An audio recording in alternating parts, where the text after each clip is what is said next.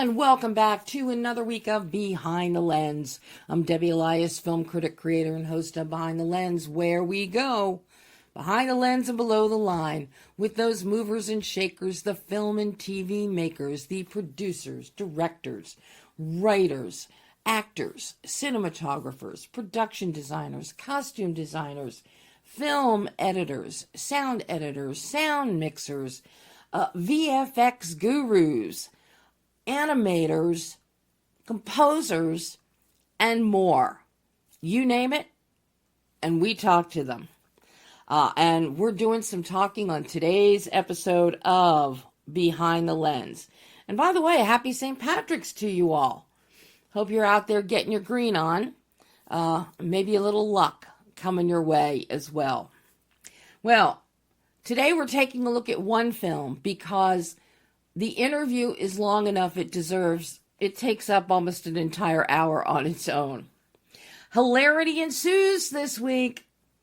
Thanks to director, co-writer, actor Rob Taylor and co-writer, producer, actor NIC COSTA as they discuss their wild and wacky, and those are the words, folks, new comedy film, Raging Midlife. And what a wild and wacky ride it is, as is this interview. Raging Life stars Paula Abdul, Eddie Griffin, Walter Koenig, Emily Sweet, NIC COSTA, Matt Zach, Daryl Mason, Brenna Smith, Rob Taylor, Macho Man, Judy Levitt, Joseph Aviel, and Danielle Vasanova. And it's the story of Mark and Alec, wonderfully played by Matt Zach and NIC COSTA, respectively. Two fanboys who are on a quest to recover a cherished, light lavender with emblazoned gold lettering, 80s wrestling tank top, worn by their idol, Raging Abraham Lincoln. After Tyler, a grieving daughter, determined to fulfill her late father's wish to be torched in the shirt, when he passes, outbids them. Needless to say, the juvenile mindset of Mark and Alex, who are now in their 30s or so, hilarity ensues as the two of them will stop at nothing to find and retrieve this beloved tank top that they lost as children. But they might get stopped. Might have a hurdle or two to overcome. That may include some romance, as sparks fly between Alex and Tyler, and forcing Alex to choose between love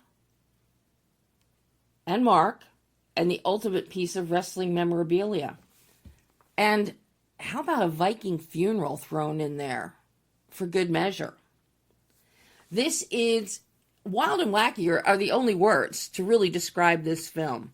It is hilarious, it is fun, it is fast, and I think you're going to have a great time. Now, as you're going to quickly hear in my exclusive interview with NIC COSTA and Rob Taylor, it's not just Raging Midlife that's wild and wacky, but so are Nick and Rob, who bring so much laughter to this exclusive interview that all three of us are kind of out of control at certain times during the 45, 50 minutes. So take a listen as we break down the entire film, starting with its inception back in 2002. And the decade-long process to bring it into the present of 2025. Needless to say, as you're going to hear the boys talk about, a lot of the jokes that would have landed in 2002, no way would they land today. So there has been a lot of retooling over the years to get the script into what it is now. And I think it's in a really good place, as you'll see on screen. As we discuss, we highlight the unique blend of nostalgia and pop culture references, the large cast and approximately 20 different locations within Raging Midlife. Interesting is something you may not hear from other filmmakers or anywhere else in any other interview, are the challenges involved with securing a federal courthouse as a shooting location.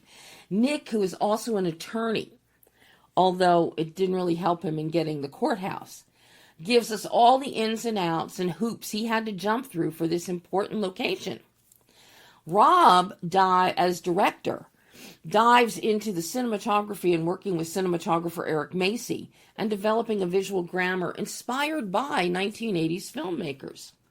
Similarly, composer Lisa Molinaro's score and the 1980s influenced needle drops featured licensed tracks and original compositions, which Nick in his attorney hat discusses in terms of licensing challenges and cost. This is such a key element in filmmaking, and so many independent filmmakers, especially first-time, second-time indie filmmakers, always keep that in mind. Your licensing challenges. You love a song, you want it, but what's it going to cost you? Can your budget? This may be a darling you have to kill. Or, as an alternative, as you're going to hear Nick talk about, you find a composer, you find artist who can give you that same vibe that you want, but with an original song at a very, very reduced price from what the hit is that you wanted. Another interesting topic that we touch on are film tax credits and their impact on productions, especially with low budget, no budget, micro budget indie films. But don't worry, we spend quite a bit of time talking about characters, character development, and casting, most notably with Paula Abdul in her role as Mary Todd. Paula delivers a really strong performance here with a character that has some depth and texture to her, and it's far different from any of the quote-unquote cameos that she has had in other films. This is an actual role that is integral to the story, and she makes the most of it and does a great job. And also, Star Trek fans, get ready. You're going to be tickled to hear what Nick and Rob have to say about legend Walter Koenig and his role as Otis, the owner of a vintage clothing store called Boogie Woogies, and how he kind of aids them in their pursuit for a funeral suit. And I'm not going to tell you now, you're going to have to hear it in the interview. There's some surprising information about the co-owner of this Boogie Woogie store and the actor who plays the co-owner. So, sit back, relax, get ready to laugh, and take a listen to Nick Costa and Rob Taylor talking about Raging Midlife. Daddy, you're a beam. Hi, this is Nick Costa. I was just about to text Rob Taylor and say, hey, I'm jumping on here. Get on here. Hi, Nick. It's Is it really you? Is it really you from behind the lens? Yes, it's Debbie. This is me. Hi, Debbie. Hi. Is that Rob? Rob joined? Yeah. Well, Hi. Hello, Rob. How are you? I'm doing fine. How are you? I'm thrilled to be talking to both of you after witnessing this wild and wacky Raging Midlife. Yeah, what'd you think? It's wild and it's wacky. It's wild and wacky. Hey, that's what we were going for, so mission accomplished. Well, you guys did an amazing job with this. I didn't know what to expect going into this film. The synopsis with the blast on it, it doesn't really give us the full flavor of what unfolds on screen. We even get an intermission. How lovely. With a commercial. You're right up there with Quentin Tarantino and Hateful Eight. You're giving us an intermission. And I'd prefer commercial to, nothing. Quentin gave us nothing for intermission. So Yeah, that's right. We gave you a little something. That's right. That's it. You. It's only 24 seconds long, but whatever. That's okay. It's eye candy. Yeah. It's eye candy That's right. and noise. It's funny you should mention because the film. We try when you see the trailer. We try to do a job where you don't really get the whole story. You don't want to see the whole movie in the trailer, and we hope that when people watch it, they're left going, I did not think I could could not predict what was going to happen next in this damn thing. We would like to keep them guessing. And you did that. The trailer intrigued me. And I think I even emailed Kim and said, I have to take a look at this film. Nice. So you have enough in that trailer that it whets the taste buds. That's the idea. Keep them wanting more, you know? Make them curious, like kittens. When this film started and I'm watching, wrestling, and this is the kind of wrestling that, when I was growing up in the 60s and even in the 70s, the campiest wrestling of all is what was happening. And I start watching this and I'm like, oh my God, I'm in a time machine. I have gone backwards 50 years. Yeah, and that means a mission accomplished. That's what we wanted. You to feel nostalgic. I don't think you meant to take anybody back as far as I went back in my memories. And seeing Paul Abdul there, and I'm just like, oh my God, what is this and where is it going? Then we've got these 3 kids there, and the one, her hair is set on fire, and then Mark becomes the savior, and he saves her, throws a coat on her to snuff out the flames. But that's not really, no appreciation was there, clearly, as the years went by.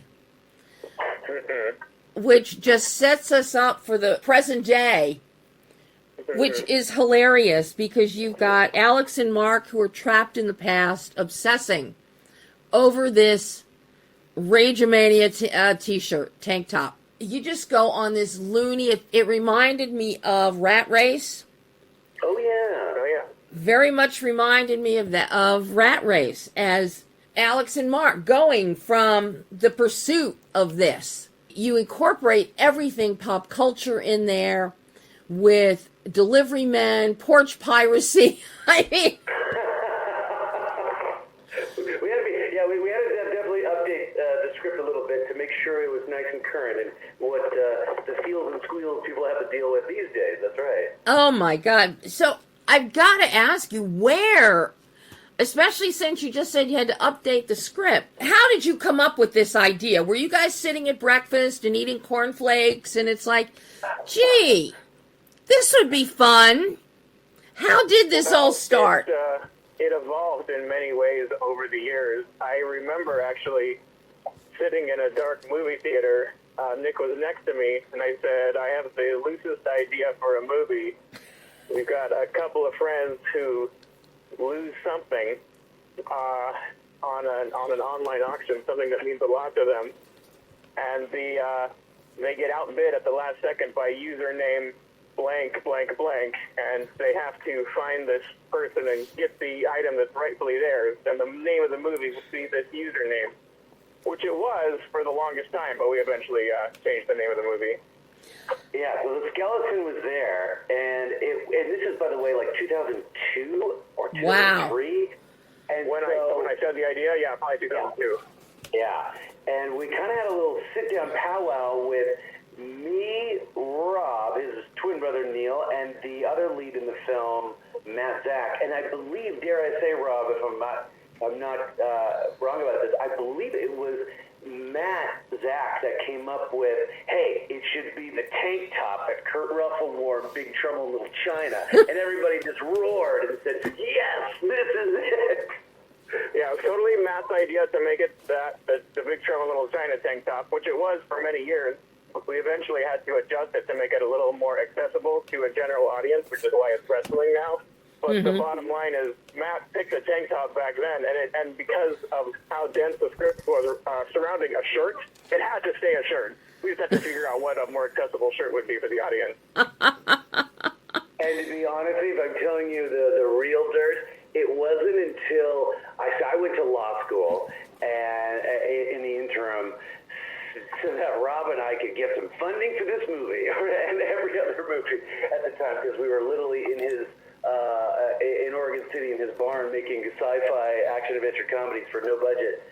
And so in law school, I remember on Halloween, me and my law school friends dressed up. I was Macho Man. Another guy was like Ted DiBiase, $1 Million Man. Another guy was like all these 80s wrestlers.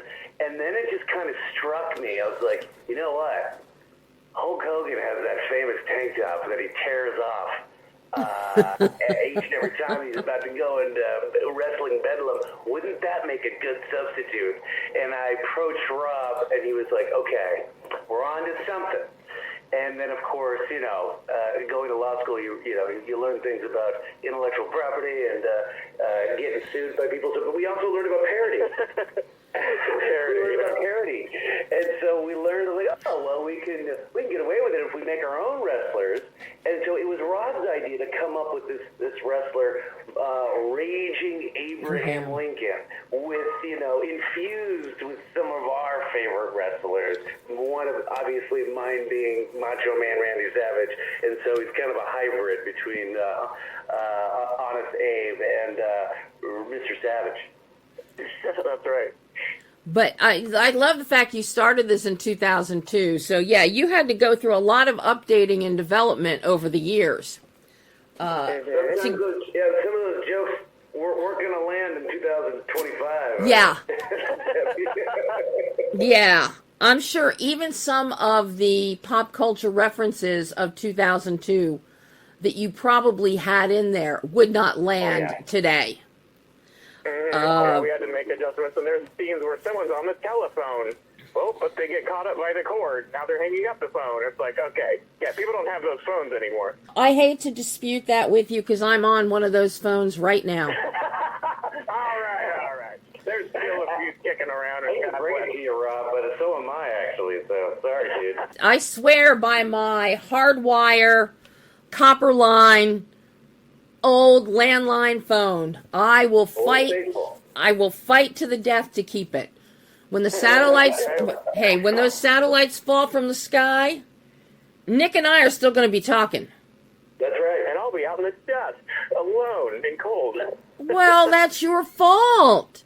Analog is coming back. Analog, everything. Oh, that's right. Especially. I have a bin full of collectible rotary phones in a shed somewhere, so I'll be all right. I don't doubt that. And that's a good thing to have. I probably have 3 or 4 sitting packed away myself. You never know. You never know. But when it goes dark, we're going to need those phones. That's just it, because those copper lines, they'll still be working. Yeah. Yep. But I love the detail that you brought to the story, how you translated that visually, but also the characters are so well fleshed out. And what a cast of characters. This is a massive cast, really.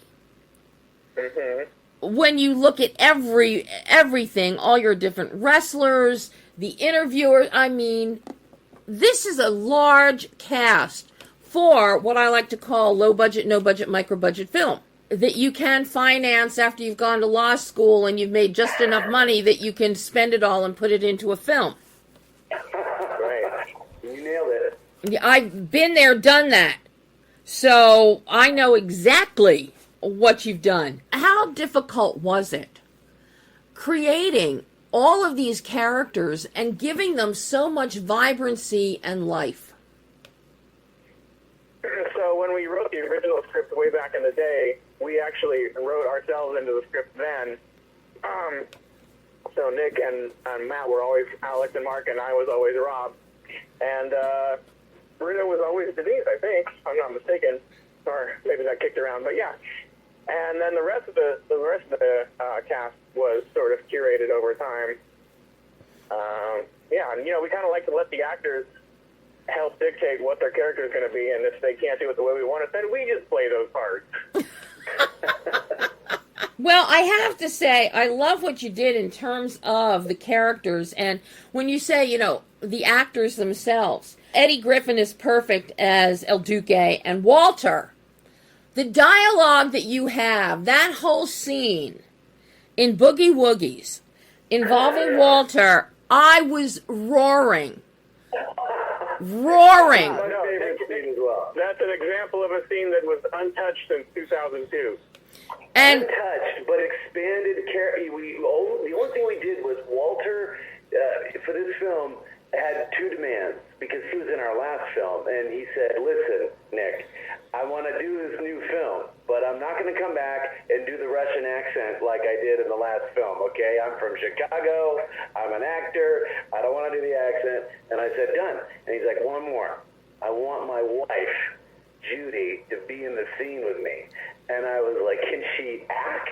And she, not only could she act, she came on, so we kind of basically split his role into two and turned it into kind of a, mom and pop princess, the Princess Bride, Miracle Max, and Carol Kane, Billy Crystal vibes. And she came on and, dare I say, stole that scene from her husband, and to the joy of Rob and I and everyone else on set. I mean, she was fantastic. Now, that scene, that whole thing in Boogie Woogies is just an absolute scream. But I'm listening to the dialogue and hearing the arguments, and she's pointing out, okay, this is the suit you need for a funeral, and talking about what they are, and we aren't going to say what they are because we're not going to give away the spoilers that make this scene so funny. And to hear what Walter's character of Otis is saying, I was roaring, and I think everybody who watches this film is going to pick up on that entire scene and all of the references you have in there. And isn't it kind of nice that we have a Star Trek alum basically trash talking a Star Wars moment? I get very tickled thinking about Walter Koenig basically trashing on Star Wars a little bit. And you expect that. You expect that with any of the veterans of either franchise. And you hope for it. You actually hope for it. Yeah. Part of the fun. These characters are just so well fleshed out. Paula Abdul as Mary Todd. Oh my God. And the transformation of her from Raging Abraham Lincoln's manager to a bar owner and bartender. Amazing. We get to see a bunch of growth and change in that character and in Paula's performance. You don't normally think of Paula Abdul as an actor who can transform like that within the confines of a script and do it so believably, but she does. Yeah, we were very pleased and surprised by her performance. She rolled in and she was very flattered, very intrigued in the project because for once, film was not trying to just use her as a Paula Abdul singer pop icon stereotype. We wanted her to play an actual part. Yeah. And so she was very committed, and she rolled on the set, and she blew us away. She was wonderful. I really enjoyed her performance and to see that change in the character because it was so believable. And that's not normally, based on the cameos that she normally gets, that's not something that you would ever think you'd say. The believability. Yeah. She really pulled it off. But you get this amazing. Daryl Mason does a great job as Tyler, and that's a real surprise. And I have to say, Nick, you and Daryl have great chemistry. Thank you. Great on-screen chemistry. We discovered that on the day when we auditioned her. We auditioned 3 different actresses for that role. Another actress was very promising, but Daryl had more chemistry with Nick. They were a better match. So she ended up getting the role. Yeah. You really, it's very grounded. It's very authentic. I love the scene in the restaurant, going back and forth with each other. It's tit for tat. It's very well constructed. Your character dynamics and the engagement scenes between pairings really they're all very well thought out. I'm curious how challenging that was in the script process to come up with scenes that are that cohesive between the pairings, such as Alex and Mark, or Mark and Denise, or Alex and Tyler, or Rob and everybody. Rob works well in every scene. Thank you. Well, I have a little bit to comment on that. Since we've known Matt Zach since we've been in high school, the role was so written for him. and the chemistry and dynamics we knew well how they were going to turn out because we just knew each other well. And Nick, do you want to comment on the chemistry with Ariella a little bit? I sure do. So, even when at the audition, this, she's a new actor. She has this. I think this is the first feature that she had done, and she came in with a 3-ring binder full of the script with all these Post-it notes. And I remember looking at that, and she was still a little raw during the audition, but I remember turning to Rob afterwards and thinking, you know what? She's going to put in the work, and boy, does it show on screen. As far as writing is concerned, rewrites over and over again, and making sure the story had layers. Even Paula's part, when she first read it, I mean, she did this project because it's the script. Mm-hmm. But when we first sat down with her and her representative, she was like, listen, I love the script, but my part, I would like it to have a little bit more, and her words were meaning and flair. Mm-hmm. And I gave a moment's pause, and I was like, done, and went back up to this little cabin up in the mountains of Mount Hood up here in Oregon, and I just kind of retooled her character and just added more layers to it. And I remember coming back to the table to present the script to them, and I told her, I was like, Paula, even if you say no to this, I want you to know that you've helped this story. These characters are better. The story, the film is better because of this note. And thankfully, she agreed, and she was like, "Yeah, let's do it." But yeah, it's right. Revisiting it and just kind of asking yourself, okay, what do the great comedies have? Yes, they're funny, but they've got heart. Yeah. They've got layers. They got story, and the characters, you're rooting for them. You want them to win or you want them to lose. And I feel like that we haven't seen in some time. I haven't seen a good John Hughes movie since John Hughes. So that's kind of what we were going for with that script and the rewrites. And thankfully, I had Rob there to keep reminding me, story, Nick, story. Something that stands out is that while we have Alex and Mark and their antics, the antics of each character, they meld well together, but each stands out on its own with its own kind of wackiness, especially the character of Mark. Of course, Alex, Nick, you give freneticism and obsession new meaning with your performance. But you really rely on your supporting players to bring the heart to this story. As Paula said, flair and meaning. It's in your supporting players where you really you expand, and that's where we see and feel the emotion and the meaning. It just is so beautiful to see that, so that it frees Nick and Matt up to just be wacky. Mm-hmm. And I really love that it's your supporting players that are adding the heart and the grounding to this story. So you really spread the wealth around.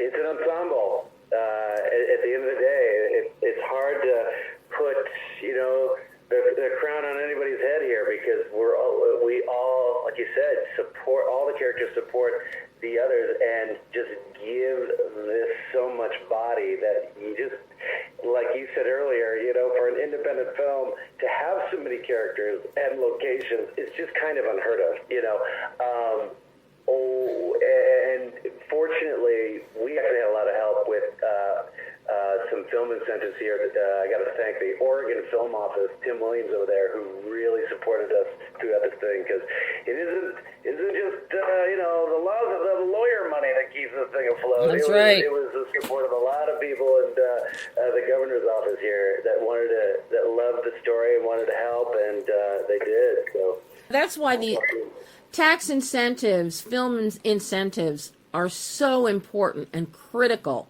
especially for these small, low-budget, no-budget, micro-budget films.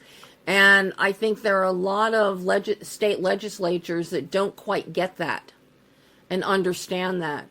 that those incentives will ultimately bring more to the economy and more to the region and more notoriety. So I love hearing that. I love hearing that. And keeping the crew as W-2 employees, making sure people get, hazard pay and things, because otherwise they just become independent contractors and they're not taken care of. So it helps. It really does help not just the communities, because we're pouring money into the, to buying the craft services and renting the spaces, but also to the I guess below the line people that depend on. You call it a microfilm. I don't know. I hate to tell you this, Debbie, but this thing cost $1 billion. That's the big secret. Well, obviously, the cost went into the T-shirt and into the Viking funeral. That's right. That's right. Okay, had to go somewhere, right? It had. Really didn't go in Rob and I's pocket. We're still. That's for sure. It clearly went for the T-shirt and for the Viking funeral. You know, those little horn helmets cost a lot. That's right. How many locations did you have for this film? Oh man, do we have a number on that? Oh my gosh, I have to look at all the signed releases that I have collected. Gosh, I'm gonna go ahead and say off the top of my head, 20 or more. Yeah. Wow. That seems like an accurate number right there, about 20, which for an indie movie is a lot. Yeah, that's usually an indie movie is just someone's bedroom.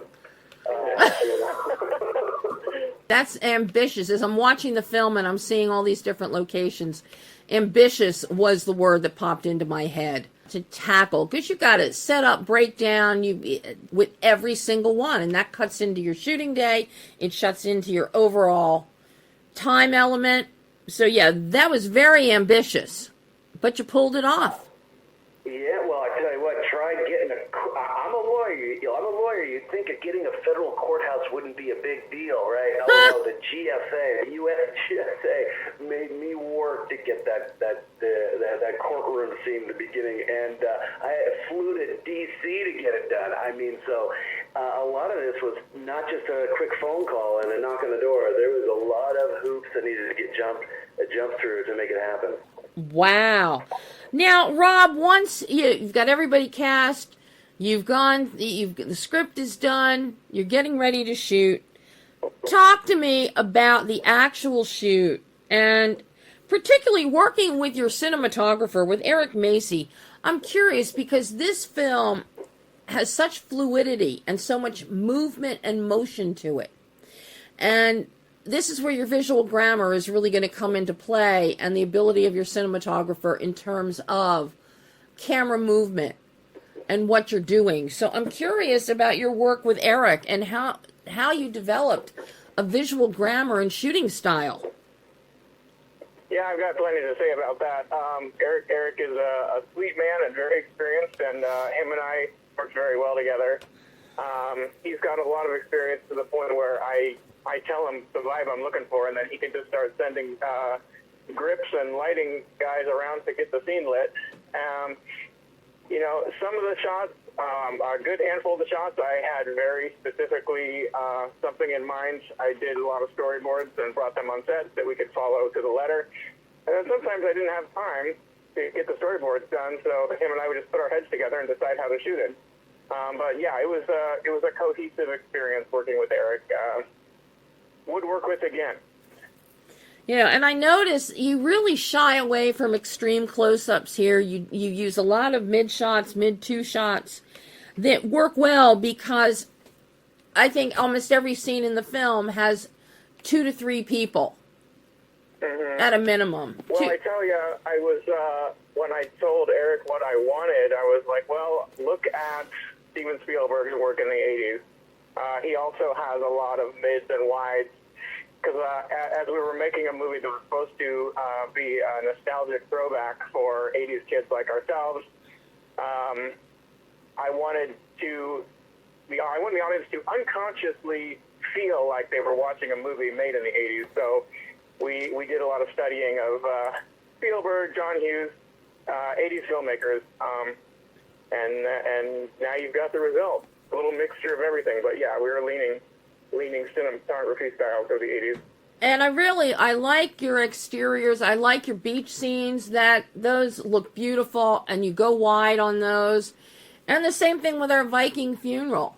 And that area that you shot that in, and the waterfalls and all, that is so beautiful.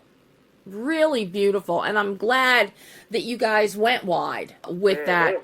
So we get the full flavor of the situation, so that when we have Alex and Tyler sitting and talking to each other after Mark's antics, we really feel the intimacy of that moment. And it's really nicely done. And it's because of what you did with the camera. Well, thank you. I'm sure Eric would like to hear your praise on his work. I think it came out quite lovely. What happened when you got in the editing room? Because comedy is always very hard. It's tough to cut. You got to find those beats, and here you have so much physical comedy happening. What was that editing process like for you with your two editors? I'm curious about that dynamic. Well, we hired professionals, Luke Hay and Hayden, I forget his last name.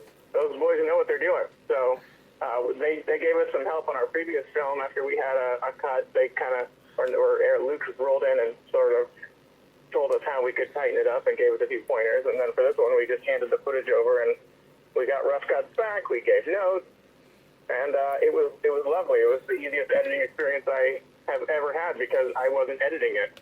That was the nice thing. Yeah, this wasn't Nora, where the guy does the directing, the editing, and everything in between. We get 4 Oscars for it, but no, we handed this one off to actual professionals. Hayden Whelan and Luke Hay, these guys, especially Luke's star has risen. In fact, when I approached him for this film, he was like, he had just finished Guns Akimbo. Mm-hmm. And in fact, when we found him during the last film, he was coming out with this little film called Hunt for the Wilder People by this relative unknown Taika Waititi. And so we kind of struck gold finding him, and he's always been so supportive and has carried us through. Even though he's in the super big leagues now, he's never forgotten from whence he came, and carried us through this. And that's him and Hayden's edit. That's beyond notes from Nick and Rob. That's all them. Well, I was familiar with Luke and his work. I saw and covered Hunt for the Wilder People and Guns Akimbo. So I knew right away what Luke was capable of doing when you put footage in his hands. We needed a man in new comedy. That's we sought him out because we saw Turbo Kid, and I was like, yes, this guy gets it. That kind of retro kind of comedy and retro feels that we had in our last film. This guy had got it, and I was laughing from cover to cover of that film. And I was like, Rob, I gotta find this guy. I had no idea he was in New Zealand. Yeah. That was a surprise. Well, working with Taika, that's where you're gonna find him. Yeah, exactly. Some of the best filmmakers I have found, especially the technicians, are down in Australia and New Zealand. Maybe it's because they're sequestered from the lunacy of everyone else. But you look at the horror films that come out of Australia and New Zealand, you look at some of the editors, the cinematographers, and it's exemplary on every level. Yeah, I agree. But you really lucked out getting Luke. I'll tell you, you really lucked out. At the start, Debbie, Rob and I can be very charming when we need to be. That's right. Well, clearly, you were extremely charming putting this film together. And it begs the question, Nick, because here you are, you're one of the primary stars in here, you're on screen, 75-80% of the time, if not more. You're a co-writer.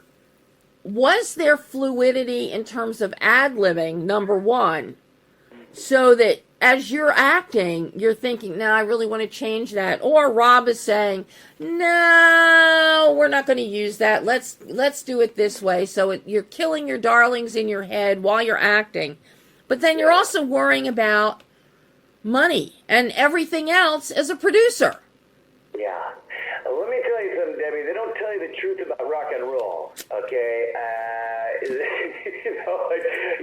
Until you've done it, and this is the second time I was quote-unquote producer, you just like don't realize what you're really getting yourself into, because you're right. There was a lot of, oh my gosh, I need to act tomorrow morning at 6 a.m., yet I got to make sure all these sides are exactly as we need them to be, so the story is cohesive. And by the way, everybody needs their call sheet as well. And you know, I have a problem with wanting to do everything myself, so I learned a little bit about delegating on this one. But you know, having actually put together the as broadcast script, I had to compare what was actually said on the day versus what was actually written. I'm happy to report that for the most part, everything is to script. Wow. But of course, we would have, this is a Rob invention. We would shoot it, get it right, and then Rob would say, "Okay, one for fun," and that became a colloquialism, on the set. And usually that one for fun, even if it was off script or a little bit modified, would be the one that we used. In fact, even somehow Paula got on board with the one for fun, so she did one or two or three of those as well. So everybody got in. Everybody got in on it. So that was cool. But yeah, it was at the end of the day pretty much to script actually. So proud of that. Wow. Mm-hmm.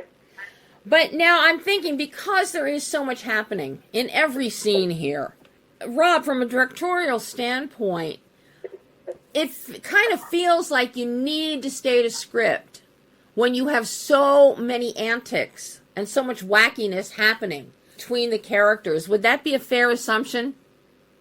Absolutely. There's one thing I discovered while we were shooting the first phase of this movie, and I just kind of had to go in the corner and out by myself. I was like, we're shooting this so fast. I don't have time to come up with new brilliant things on the day. I don't have time to get this and that just right. As far as other movies go, it's not necessarily shot fast, but it was fast for me. So it was kind of run and gun, and we kind of had like a 4-take rule on every line or every scene.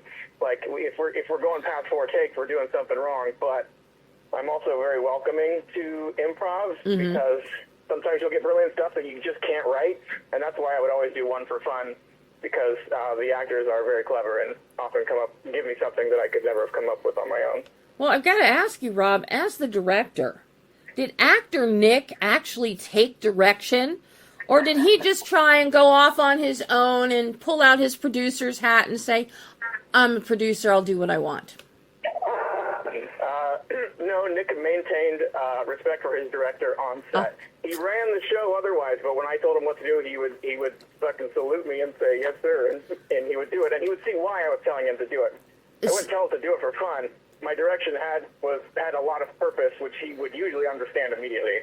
And Nick, for you, what do you think of Rob as a director? Would you want to have him direct you again? Well, the answer is yes, and I have. And this, to be honest, is the third film that I've worked with Rob on, and he has gotten better and better every time I work with him. In fact, I don't know if I could have done it without him. And he's got such a wonderful analytical understanding of filmmaking that, where I'm jumping in going, okay, let's make this thing funny. I've got Rob there to kind of rein it in and be like, okay, now wait a minute, how does this serve the story, like I said earlier?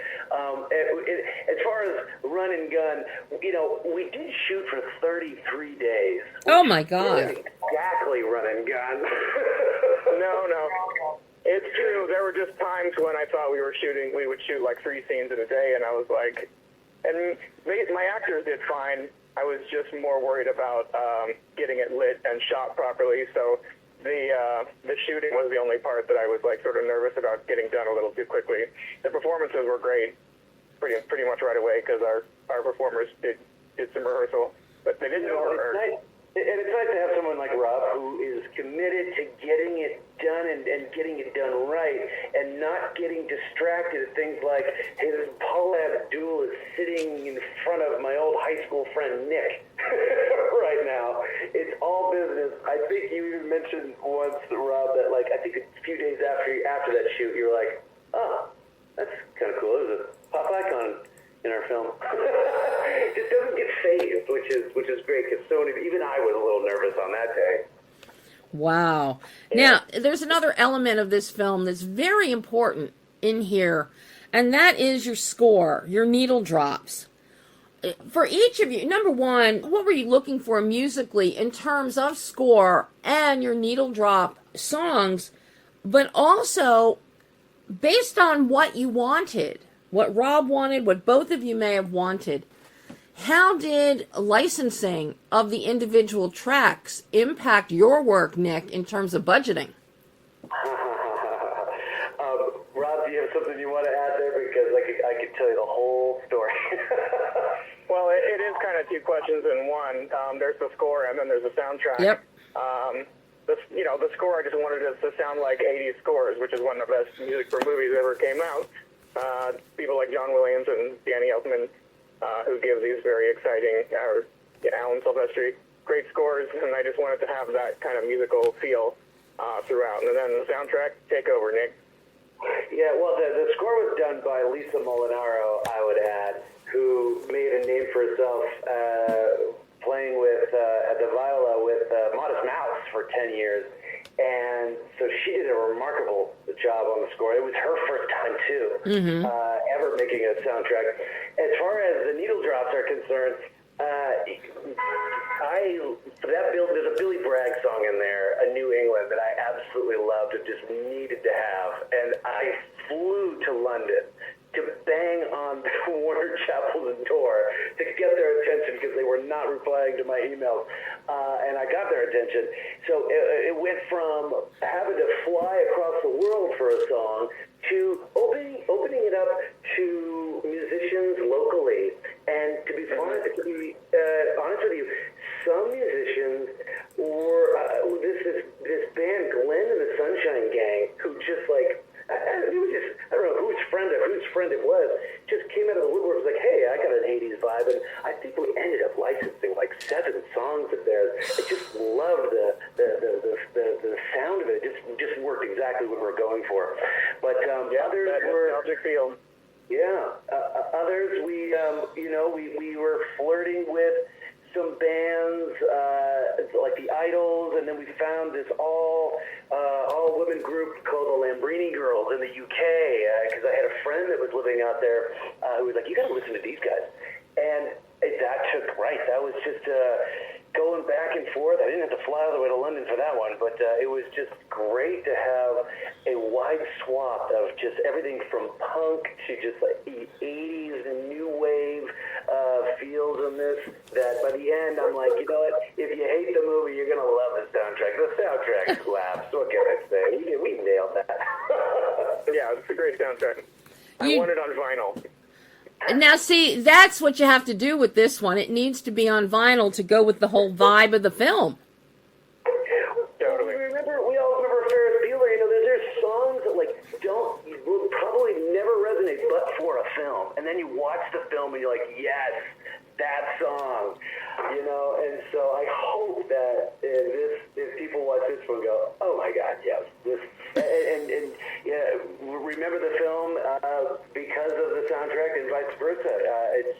It's add that to your quiver, folks, on your Spotify afterwards. Okay, you're welcome. Absolutely. I'll be looking for you. Absolutely. Well, now the film, and actually, I am just tickled for you guys. You actually have some theatrical releasing. Right. It's not a wide release, but it's in select theaters in various parts of the country and on demand next Friday. So people have something to look forward to next week. So now you're getting ready for this to be unleashed on the world. Yes. And unleashed is the right word with the wackiness in Raging Midlife. I'm curious for each of you, what did you learn about yourself as a filmmaker in making Raging Midlife that you can now take forward into your future projects? I am happy to start, and it's very simply put. And I would say this to Rob, because every time we would get another, this is a little film that could, and does, I often remark, because we just kept pushing the envelope. And by the end, I think I realized, you know what, we can do anything. We really can do anything. If you just want it, you just pick up that phone call. You pick up that phone, you call Paul Abdul's people. You know, we actually wrote her into an entirely different screenplay in 2003, and when I was writing it, Rob said, you know, why are you writing Paul Abdul in the script? Why are you writing the impossible? And I'm like, if I don't write it, it won't become possible. And so by the end of this experience, I can say that you can literally, you can really do anything, so long as you put your head down and you can take the slings and arrows that come your way. But of course, you got to keep it fun and you got to keep it positive, because at the end of the day, people don't want to come play with you unless you're fun to play with. You know what I mean? Yep. So, especially with our budget. People jumped on board. Yeah, people were just like, oh, you guys are doing a cool thing. Hey, we're doing a cool thing. You want to do a cool thing with us? At the end of the day, it's as simple as that. And a good script, let's face it. And what about for you, Rob?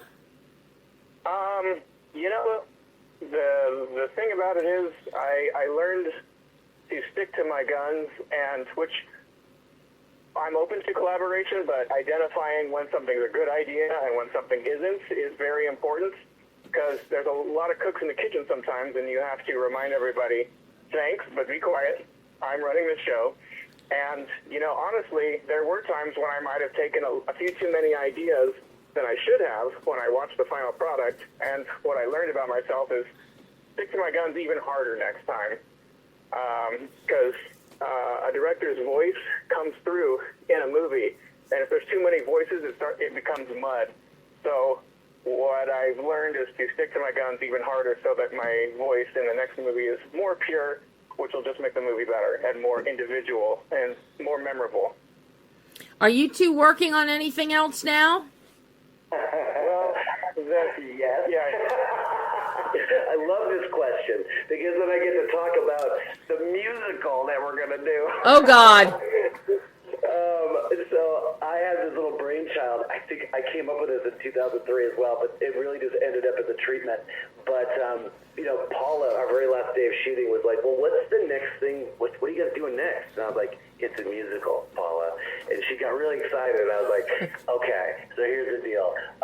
And so, Rob, since you were, I'm just going to go and just tell you. So it's basically about a group of kids trying to save their theater program in Alabama. But the Alabama people don't want to go watch the theater show. So the kids have to come up with an idea that will bring the people to the theater to save their program. So they come up with a Predator the musical, a stage version of the feature film, you know, set to music. And the kids put it on, but of course, as they're putting the show on, the townsfolk are blown away by the special effects, because all the kids are exploding on stage like they're really dying. They are, because it turns out one of their teachers is a 900-year-old vampire alien bent on eating the town. And Paula was like, well, who do I get to play? And I'm like, well, I'm hoping you'll be the 900-year-old vampire alien bent on eating the town. And she's like, does it have to be 900 years old? She can be a very well-preserved 900-year-old. You know what? Vampires live forever. That's right. That's so. Oh my. Now, She wants me to send the script to her, but you know, I got to polish a few things off and maybe address that concern before we do. I think you definitely need to get that. Comedy. Apparently, that's what's coming next. Well, you guys really need to get to work on that one, because that definitely, you have now just thrilled me with that whole idea. So that's definitely something I would want to see. There you go, Rob. You can't back out now. You cannot. You cannot. It actually sounds like a lot of fun, and if we can get it done right, it would be hilarious. Yeah, well, you're going to need a bigger budget because if it's going to be a musical, even though it's at school and it's in Alabama and we know the money isn't there to make it a really grand and illustrious stage presentation by the students, you want it to look really glossy. I think you're going to need a lot of glitter confetti. Raging Midlife to be a raging hit so that we can make this next one, because that's how the topic is made, folks.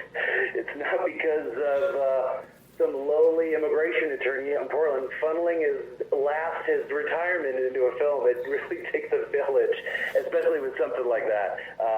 Because you're right, it's a bigger concept. It's going to take some real dollars. Yeah, guys. Indeed. This has been so spectacular talking with you today about Raging Midlife. Thank you, Debbie. This has been wonderful. I mean, my God. I mean, I hope we get to chat again in the future because you guys are just too much fun and you have such creative minds and you let the wackiness flow. And thank you. You know how to translate it to the screen so that other people can enjoy that wild wackiness too. Job well done, boys. We hope that they feel that wackiness and enjoy the ride as much as we did. Now, will you be releasing this on VHS? We could make a few custom VHS tapes for you. I think that would be an incredible marketing idea. I love it. Because of the whole vintage feel, the 80s feel, because of the commercial. No, I think that would be great as a gimmick. Mm-hmm. Make like 100 copies. I love it, Debbie. There you go. 10%. Get it done. You got the 10%. Let's do this. Hey, you can cut my cut. I'll take 5%. So I'll lower my percentage. Oh. That's an awesome idea. Oh. Really, that's a great idea. It'd be fun. Who doesn't love a little nostalgia? I'm sure someone's got a VHS player that still works out there. I do. Oh, I've got a couple. I have 3. Yeah. How the tables have turned. Now you two are the ones with the archaic analog equipment that I don't have. I love my analog. Love Full circle. Love my analog. Well, gentlemen, as I said, this has been a joy. Job well done with Raging Midlife. And I can't wait till we get to chat again. And hopefully it's going to be about the musical. Yes, absolutely. Well, we look forward to that. Hopefully, we just keep getting faster, too. So hopefully we'll talk to you sooner than later. I sure hope so. All right, Davey. Thank you so much. Thank you. Thank you so much. It's our pleasure. And you go have a great rest of your day. Oh, you will. Beautiful in Portland. All right. Take care, Debbie. Take care. Bye-bye. Bye, Deb. Bye. And that was NIC COSTA and Rob Taylor talking about Raging Midlife.